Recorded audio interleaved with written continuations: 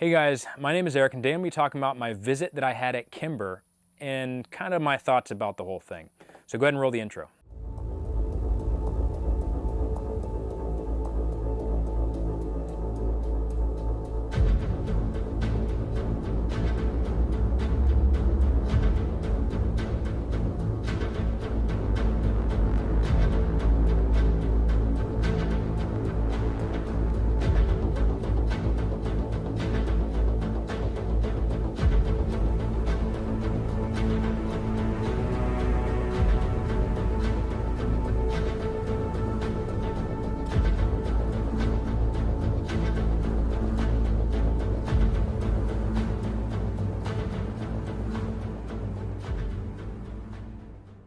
Hey guys, thanks for checking out another HatchetCast episode. Today I'm going to be talking about my tour and visit at the Kimber factory.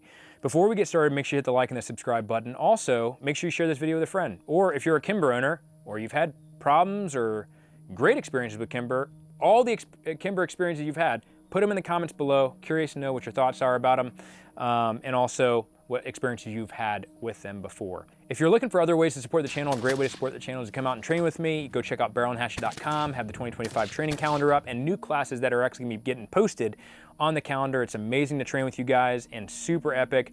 And also, if you have a rifle build that you have seen on the channel before, go to BARRELHATCHET.com. We have the entire build list there, and you can actually find that build, click the product that build has, and it'll take you directly to that website. So it takes all the headache out of the shopping for you, and it's a great way to support the channel. Another great way to support the channel is also go check out Wetworks. Wetworks is a proud sponsor of Barrel and Hatchet. It allows us to continue to push out content like this for free.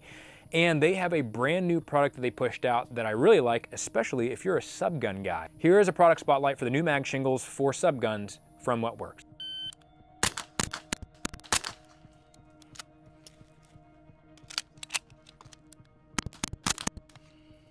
All right guys, so product spotlight from Wetworks is a product that's actually a new one that they just came out with. A big sucker for subguns, and I love all different types of subguns, but the one I want to talk about is the subgun panel that they have developed. Now, I do utilize the plate carrier quite a bit, this slick plate carrier, I absolutely love it. But what's nice about this is this panel has some mesh inside of it. So it's meant to work with this slick type plate carrier. You could also remove the placard from your standard plate carrier that's able to run a placard that's removable. Put this on the inside, and then it actually just locks it in place. So really great concept from Wetworks. And as far as indexing mags and being able to get those mags out really easily, and so you can actually see here, re-indexing is pretty nice. Being able to get those mags out quickly. If I need to do a mag change or do a tack reload, I can grab that.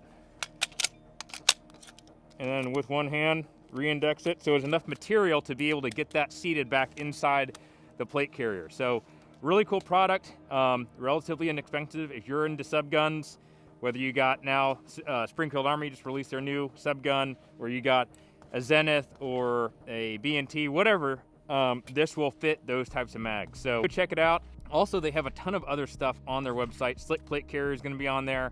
All different types of armor, chest rig, and low vis type solutions. Whenever you guys do go to check out, make sure you use the discount code in the description of this video to make sure you save some money and also show your support to Wetworks. All right, so disclaimer, this video is not to vie you to support or buy from one company or the other. This is just to talk about my experiences at Kimber.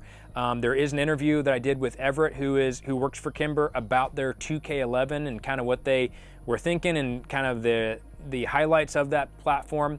And also I did have a 2K11 sent to me for testing. I'm about 400 rounds into that. And so there's definitely going to be a video coming out about that gun here soon. I have never really paid Kimber any mind, to be honest with you. They were always a company that I was like, you know, my grandfather liked Kimber and my great uncle liked Kimber, and tons of friends, cousins, family members that have owned Kimbers. Some great experiences, some really bad experiences. And so I just never really paid them any mind until my good friend Dion, who is the operations manager at Element Training Complex, which is a training facility up in Fort Walton Beach that I go to all the time to teach classes.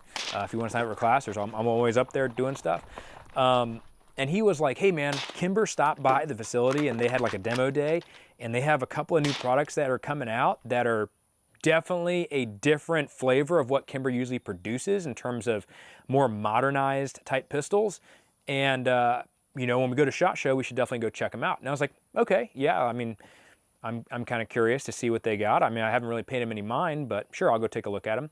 And so we stopped by their booth at SHOT Show, and they had the 2K11 that Everett was talking about and showing me. And the 2K11 and the new products that they had wasn't really what piqued my interest. What piqued my interest was when I was talking to Everett about the direction that Kimber is going as a company and the changes that they're making. Dean ended up setting up the visit. We ended up going to the factory in Alabama, the Kimber factory, and Everett and we sat down. I did an interview with him about the 2K11. I'll be rolling into that interview shortly about him talking about the highlights of that product. But what's really fascinating about that visit is, one, how they as a company acknowledge the issues that they had in the past and were completely like accepting of that as a reality. Like, hey, we own that. That kind of shocked me, because we know as shooters, one, you can always tell when there's a company that doesn't have any shooters in it because they're pushing out products that nobody needs, or, you know, things that are really irrelevant. And when you see a company that has shooters in it, it's very evident because they're pushing out things that shooters need. They're also listening to what the shooters want and have a pulse on the community to be able to provide stuff that we know that we would enjoy, and it makes sense because as shooters, we can spot shooters from a mile away, as you guys know, because a large majority of this community is made up of really good shooters that are trainers or that enjoy training and being prepared citizens. And so that definitely piqued my interest the most out of my visit at the Kimber factory. And so whenever we were touring the factory, you know, in the past I had heard that Kimber had had a lot of QC issues, you know, whether that was guns rusting or having reliability issues, or, you know, maybe not a proper finish or whatever. I've heard all different types of things, to include my own cousin who is a police officer, and he was like, hey, I had my Kimber and it rusted on me after a short period of time. And when we were touring the factory, I was like, this is not a company that has a mess or things out of order or a really sloppy process. It looked very clean, very methodical, and well laid out, and the attention to detail that I was seeing on the factory floor was really impressive. And I started to think about it. I was like, you know what? I haven't really heard much about Kimber stuff in the past few years in terms of bad things about Kimber. Now, there may have been some folks who have had issues, but I hadn't heard anything about them. And so I started to think about, like, have they changed their process? Have they done things to improve things? And so I was talking to Everett about that, and he's like, yes, we as a company know that our customer base is dying out. And also we recognize the QC issues that we had in the past, and we're trying to go back to the classic Kimber quality, reliability, and legacy that we had. And I was super relieved to hear that, because Kimber, man, is a classic American company. Like, out of all the companies in the gun industry, all of our classic legacy American gun companies, I feel like are just like fading away. And there's some that are holding strong and adapting and you know, staying relevant with the next generation of shooters. But I feel like there are some big ones that have kind of just faded away into obscurity, or even gone out of business completely. And it's really sad to see, because even in our own industry, there's a lot of companies that aren't American companies, and that's fine. But it kind of breaks my heart, especially now that we have, you know, this administration trying to bring back American jobs, American factory, American pride in what we make, and buying American and stuff like that. It was refreshing to see a classic company like Kimber trying to change up their process and own their mistakes of the past and move forward by opening up a new door. And in that process, they're also trying to make sure that they have a pulse on the shooting community and listening to what the modern shooter wants. And so that was really refreshing for me to see that. One also big thing that they were talking about heavily was their customer service, of working their customer service a lot better, to where it's not, hey, you the shooter are wrong and it's something that you did, but saying, hey, don't worry, we're gonna take care of you. Like that, in the shooter's mind, for me as a user's perspective, it is such a huge peace of mind and makes me want to be more loyal to that company and buy from them, because I know that they're going to be loyal to me as a shooter. And you know, for example, I actually had a company that we affiliate with a lot You can actually, the discount code's in the description, but at Griffin Armament, you can save 15% off and go support them. But they are a perfect example of a company that had really incredible customer service. I had talked to a student in class and he's like, hey man, like I bought a suppressor from them, and you know, after only a few hundred rounds, I had a baffle strike. And what should I do? You know, it's brand new, it's my first suppressor. And I was like, get a hold of Griffin, send them an email, and let them know what happened. Send pictures and stuff like that. And when you do this, don't mention that you've been a student in my class or you have any association with Barrel and Hatchet at all, because I want to see how they treat you. He came back to me and sent me a message. And he's like, dude, they took care of me so fast. They asked, you know, they sent a return shipping label to get that can back and kind of study it and see what went wrong. And they took care of me so well, super fast turnaround. Customer service was amazing. And I'm like, that is so awesome to hear. And it makes me want to stand behind companies like that even more. And I think it's important for us as shooters in the two-way space. We're really good at being very critical of companies whenever they screw up, as we should be, as it is warranted to be, and identify when things are going wrong, whether that's ethically, whether through that's QC process, whether through that's a product that's irrelevant, being like, hey, we don't want this, or hey, you need to change something. I think that's important. On the flip side of that coin, we also need to have a trend. We also need to build the habit of standing behind companies that maybe had issues in the past that were critical, but are now turning over a new leaf and trying to listen to the shooter and make changes moving forward. And so, you know, having that visit with Kimber really gave me a warm fuzzy, seeing what Kimber has in the future and actually paying attention to what they're doing. I think that's such an important thing. We're really good at being critical, but we also need to be equally good at supporting companies that are taking care of the shooters and doing things the right way and trying to turn over a new leaf and move forward to be relevant with what the modern shooting community needs. So I think that's so important. One, it promotes unity, and it also brings people together. The other thing also is, if there's a company that you really are a huge fan of, and you love them and you're super brand loyal, and they start to screw up and now they're not listening to the shooter, or they're not making changes or trying to fix mistakes or have their customer service fall apart, then don't be brand loyal, right? You stick by what you see and what you stick by the end results, right? So if a company is really trying to do the right thing, I think it's super important for us as shooters to start looking at them in a positive light. So it was really refreshing to hear that from the guys at Kimber. And actually, I'll let this interview play out that I had with Everett about their 2K11. All right, so we are here, Barrel and Hatchet crew, and Element is here at the Kimber facility, and we are with Everett, and I'm the marketing director in charge of communications and all our marketing assets. Awesome. Well, we met at SHOT Show, and you guys had produced or were showcasing the 2K11, and so it was a good idea for us to kind of show how Kimber is trying to reach the next generation of shooters. You know, Kimber has obviously had a long legacy in the community for making high quality 1911s, high quality firearms. I think it's important for the younger demographic to see what Kimber has in store and how they're going to be able to cater to the next generation of shooters. So if you could walk us through the 2K11 and some of the things that you guys have in store for 2025 and the new generation. You bet. Really appreciate you guys making the time to come down. So one of the things that was the theme at SHOT Show this year was the next generation of Kimber firearms. So as you've known, for over 40 years, Kimber has been a real mainstay in the world of 1911s, starting off with a partnership from Chip McCormick, and then moving through a lot of real performance-enhancing firearms. What we've been known for is delivering custom features on a production scale. So that was really where we got our start, and there was a number of people for the last couple of years since I've been with the organization that were really saying, hey, the 2011s are really hot, they're really making a lot of waves, more so than ever before, and when is Kimber going to get in the game? So we've had some opportunities to do really, really great things, and when we approached the 2K11, we wanted to make sure that it wasn't just a high-capacity 1911.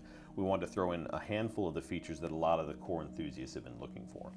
So in doing that, we basically took what we learned from our days with the Kimber 10, which was a polymer subframe high-capacity gun in about the early 2000s. And a lot of people aren't familiar with that. And then we took a lot of that knowledge, we tapped into some key players in the market, we reached out to their feedback and delivered what we think is probably the best 2K11 on the market as far as a production gun. Yeah, I mean, right now, like you said, 2011s are the hot thing. What are some of the things that you guys discovered in developing the 2K11 that are known, I guess, things in the industry that were issues with the platform that you guys were making sure you wanted to solve that problem? You bet. So we offer 3 different varieties, one that comes with an optics, but the base model is for anybody who's kind of looking for a more price competitive version.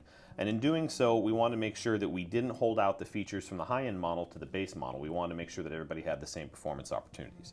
So the 2K11 that we build right here comes with your standard, what is known as the 2011 magazine pattern. Chip McCormick in the early 90s started to debut this in a 38 super platform designed for competition. And inherently this magazine does have some challenges across all sectors, but what we found is that there is some control issues at the top of the shoulder. So inside our subframe, we changed some of that geometry to make sure that that reliability is a lot more consistent without having to really modify the magazine. So that's number one. Number two was making sure that people saw the potential for what the future of the 2K11 or the 1911 platform could be. So we included an external extractor, and a lot of people don't realize that when John Browning designed this in 1910 and presented to the U.S. Army, the original model did not have a grip safety, but it also had an external extractor. It was the military that wanted that internal extractor. So technically, we're actually reaching back to the original design. So features that as well, and then we also have an aluminum or alloy grip module, so that delivers a little bit more weight to the inherent design, lightweight design of the polymers that a lot of the competitors use. Then finally, on this one we have a toolless guide rod. So there's a number of folks that make aftermarket components like that. But this one is truly unique because it cams like a camshaft in your car. So you push in and you can roll it and rotate it, and then it captures that recoil spring, which makes disassembly incredibly easy and very intuitive. Because as one of my colleagues would tell you, I was literally putting together a full-length guide rod model this morning without that, and it went flying over my shoulder just like a lot of people experience. So those 4 key features really separate the 2K11 apart from any other production capacity product that's on the market today. Yeah. So you guys, what are some of the MSRP for the different models that you guys are producing this out the door that consumers can expect? Well, the 2K11, again, it is a hand-built gun. There's a lot of machine components in here, but this model that I'm holding right here has a street price of around $1,800, maybe a little bit more depending on which channel that you're looking for. Again, a full metal gun, flat-face trigger, and comes out of the gate with a 3.5-pound trigger. Wow. There's an intermediate model between this one here and this model. This is the Target OI. And the Target model has just a couple other features that a lot of folks would probably be interested. Number one is the color. The Coyote PVD has been incredibly popular.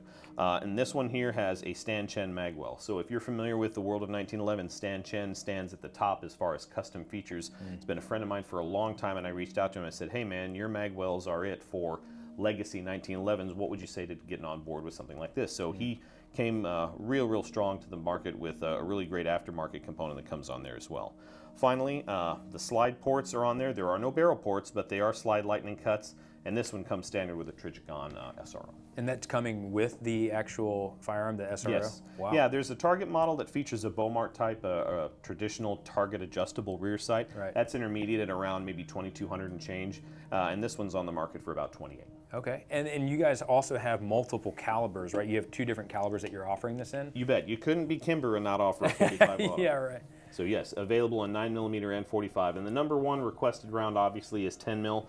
We're looking really hard at that in hopes to maybe see if there's something we can do for that in early 2026. Okay, and I think actually Frank Proctor is now running your guys' stuff. And so for Frank to be running your guys' equipment is a very big testament to the quality of what you guys are producing, especially as far as reliability.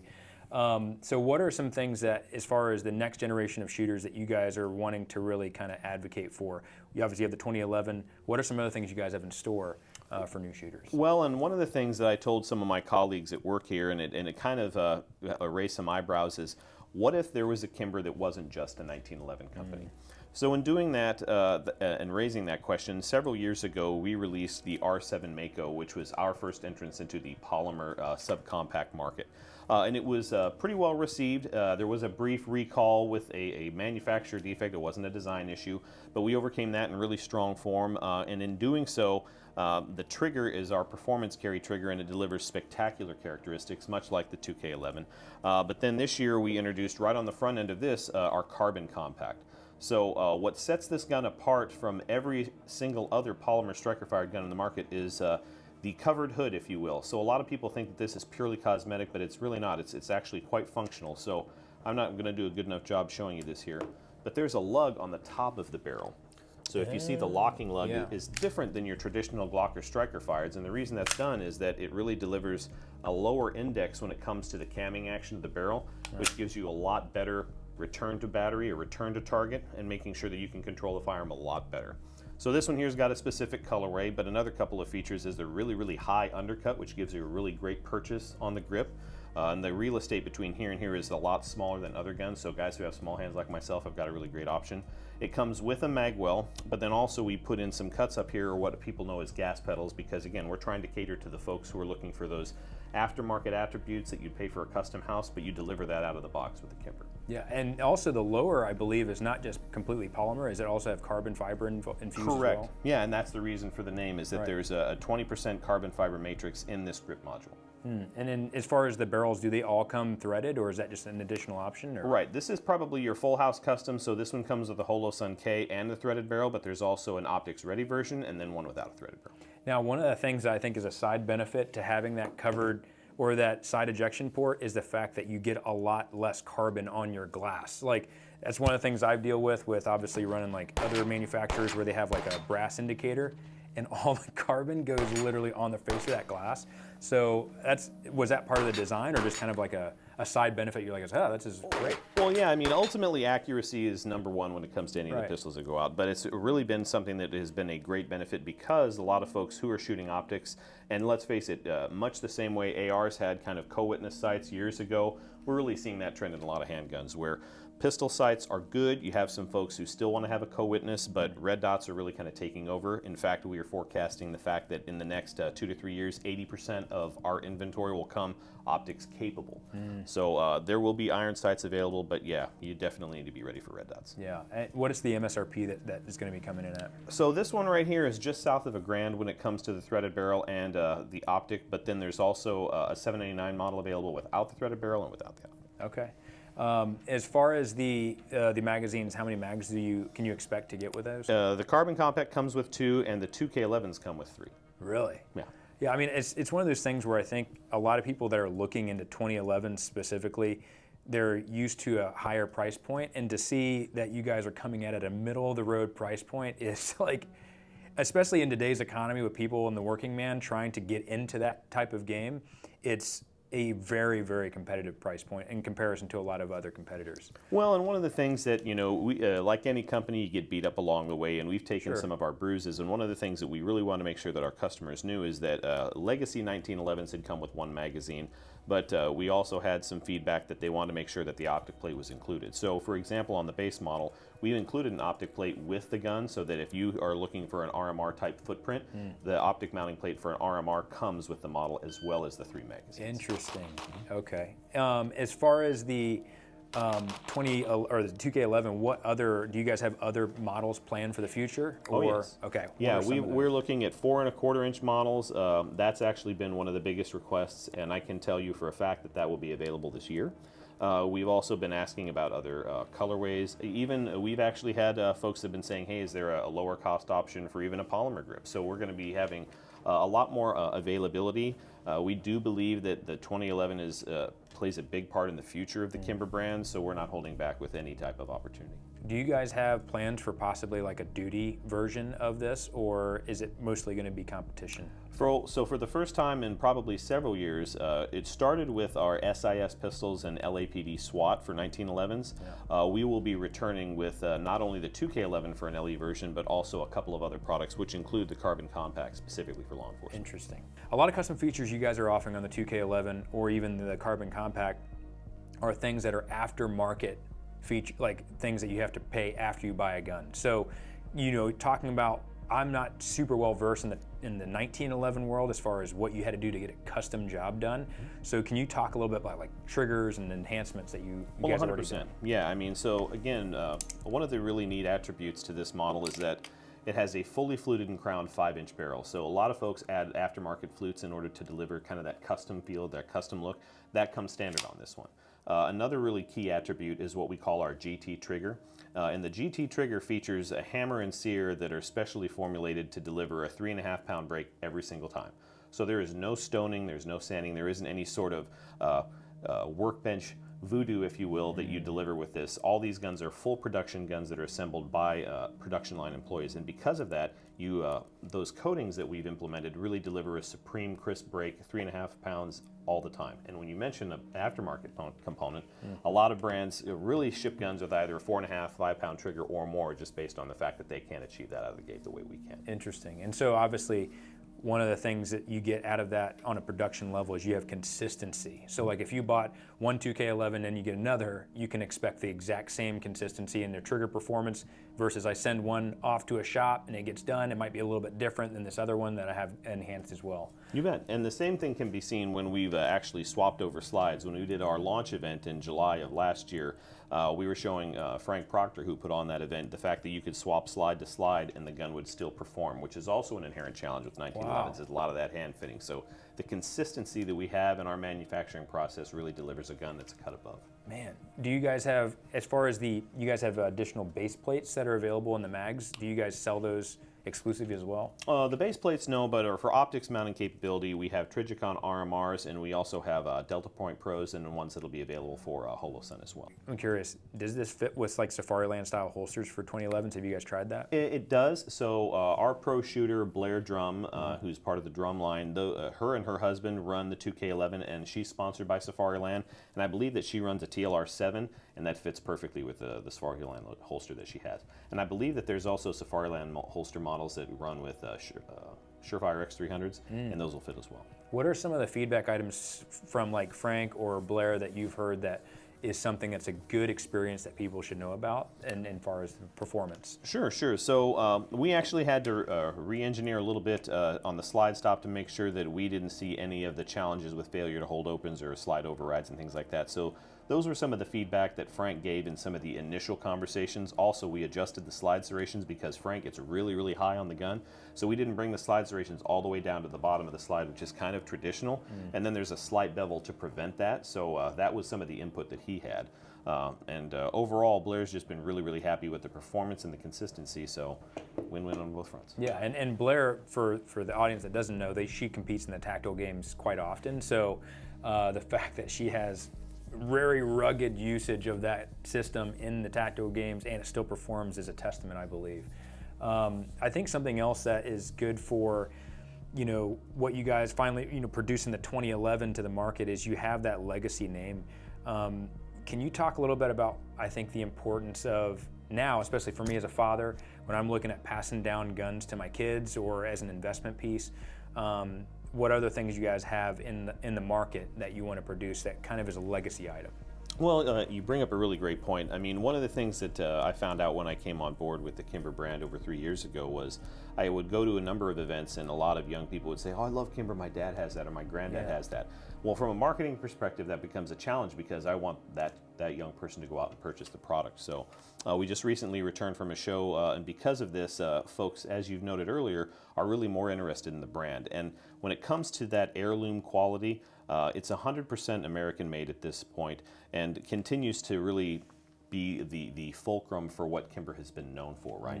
That American-made quality, the legacy lifetime warranty, and stuff that, we really are trying to make sure that we maintain a relevant stance in the market so that young shooters are saying, well, hey, I love Kimber. It isn't just my dad loved it, but it's something that they can share with their entire family. Yeah, and also I think pass that on to the next generation. Like Kimber's always had that, that very strong stance of being able to pass that investment down to the next generation. You bet, and like we were saying earlier, when we were chatting, I said there's some history where we've had some bumps and bruises in QC, and a lot of brands there don't acknowledge that, but we acknowledge it. We've done a lot to try to overcome it.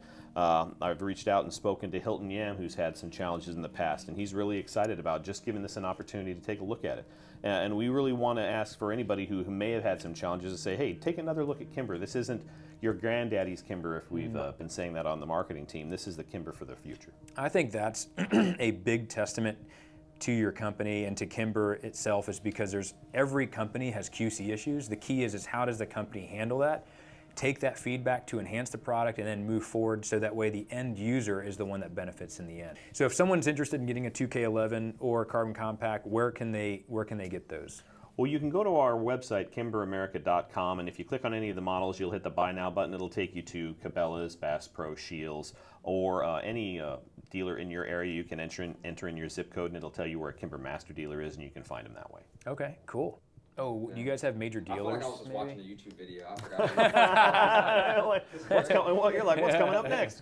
All right, so for the 2K11, they did send me a 2K11 to try out, and I'm about 400 rounds into that right now as far as the testing goes. Minimum's 1,000 rounds for me to be able to give you an opinion, but so far it's on a good track, right? And as a shooter, I've never really run 2011, so it's a little bit of a learning curve for me with that safety, but I get it. For all you 2011 users out there, I get it. Really smooth shooting gun, but I won't get into opinions on that. I'm running some tests on it, and I'm going to run it harsh and run it ragged. And in fact, TrueShot is also one of the entities that's helping power that testing phase and making that able to happen at a high round count. So if you're ever looking for, seeds, they have an incredible selection, and they've always been big supporters of the channel and allow, honestly, these high round count tests to happen. So that way you guys can see not an unboxing video, but a piece of equipment that actually has been run through the paces, because as shooters, as we know, we want honest and real opinions. And so, as far as my opinion on Kimber, I'm giving them a second look. I'm kind of excited to see what they got going on and see what they do and how they improve their customer service and continue to listen to the shooting community and get the pulse on the next generation of shooters, which is the prepared citizen, training, body armor kit, competition, all that type of stuff. That's what the next generation of shooters wanting, and that's what we're going towards, and it's a great direction to be going in. And so, I think about all this, and it made me think about what type of standard should I hold against myself, right? I need to be also critical of myself, as we're really good about being critical of others and not very good at being critical of ourselves and what we can do, being better individuals to other people within our community. And our community at this point in time needs to unify. Like, we need to band together and be one voice that isn't broken up in cliques and loyal to this brand or loyal to that brand or trash talking on the internet, which is fine. We need to come together. And so it made me think of Matthew chapter 7:12, and essentially it's the golden rule that Jesus talks about. Do unto others as you would have them do unto you. And so for me, I always have to look back at myself and be like, hey, what are some things that, I do to people or have done to people that I probably wouldn't like if it was done to me? How can I be more kind to somebody? How can I pray for somebody else and put somebody else before myself? In Proverbs, it talks about, when it comes to humility, don't be that person when you go to an event to take the highest seat at the table, and then the party owner has to tell you, hey, that seat's for somebody else, and you're humiliated because you have to take the back seat where you were originally supposed to be seated. It's always better to be humble and to take the lowest seat, because when the owner of the party comes up to you and says, hey, what are you doing sitting back here? No, we have this position up here saved for you. It's so much better than being, coming in with a humble heart versus coming in with pride. And I think that one of the things that we have that's rampant in our industry, whether that's trainers or companies or individual shooters, is ego. And it's something that I've had a struggle with for a long time, and I'm really trying every day to die to myself, to die to my flesh, to let Jesus take control of my life and Him shape my heart to be loving like Him. So that way it can keep my ego and my pride in check. And so I think if we all have the time to take a little bit of humility and to look at ourselves, and I'm talking specifically to me, I think that we can unify much better as not just a community, but as a nation. We need it. We need the unity. And also as believers, we need to be not closet Christians like I used to be. We need to be bold about talking about the love that Jesus has for us and the sacrifice that He paid, as we just celebrated Easter, on the cross, and He rose 3 days later to die for your sins and my sins, not just because He wants to have a ticket to heaven, but because He wants to restore a relationship with us, and He loves us like a father and a son. And so if you're going through a hard time and you're going through a really bad chapter in your life, email me at team@barrelhatchet.com. I'd love to pray for you, or comment your prayer request in the video comments below, and there's definitely a ton of people in this group, in this community, that would love to pray for you. And if you're a Christian, go through the comments and just look at, if you find a prayer request, just take your time, a small amount of time out of that day to pray for that person, pray for that brother. We need each other more than ever, and we need to make sure that we're not only keeping each other accountable, but also loving each other, loving our fellow man, and loving each other as Christ loved us. And so guys, make sure you go out there, live humble, Look out for other people in this community. Let's unify it. Train to be the eternal asset. My name is Eric, and I'll see you in the next one.